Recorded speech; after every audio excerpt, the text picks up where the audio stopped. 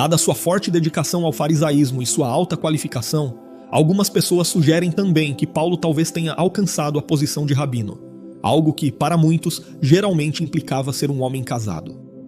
Contudo, não há provas de que ele realmente tenha sido oficialmente um rabino, ou mesmo de que um rabino precisasse ser casado naquela época.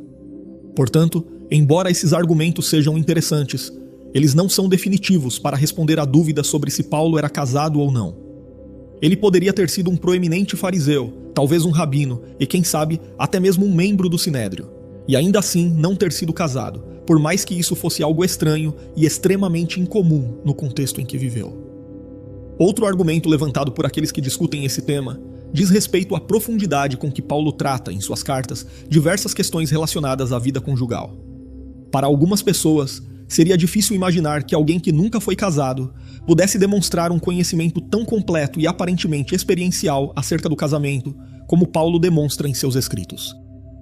De fato, é inegável que Paulo escreveu com autoridade sobre as responsabilidades do matrimônio. No entanto, isso por si só não serve como prova de que ele tenha sido casado.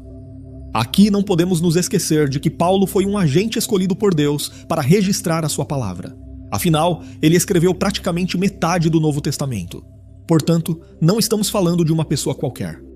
Por mais que fosse culto, zeloso da lei, altamente qualificado e mais desenvolvido no judaísmo do que os seus contemporâneos, quando escreveu suas cartas preservadas na Bíblia, Paulo estava sob a inspiração divina.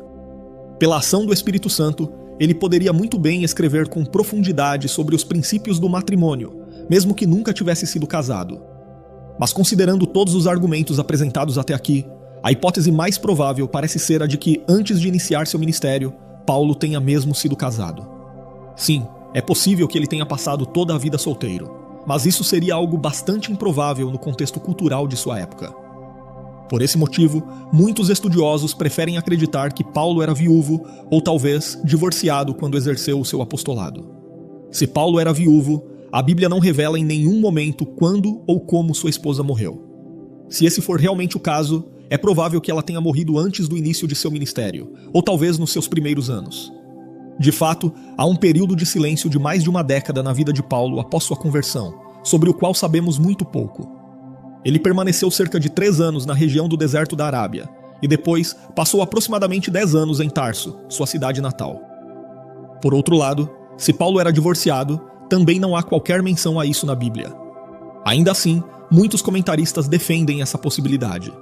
Isso porque nos primeiros anos da igreja cristã, era comum que pessoas que deixavam o judaísmo e se convertiam ao cristianismo fossem abandonadas por seus cônjuges.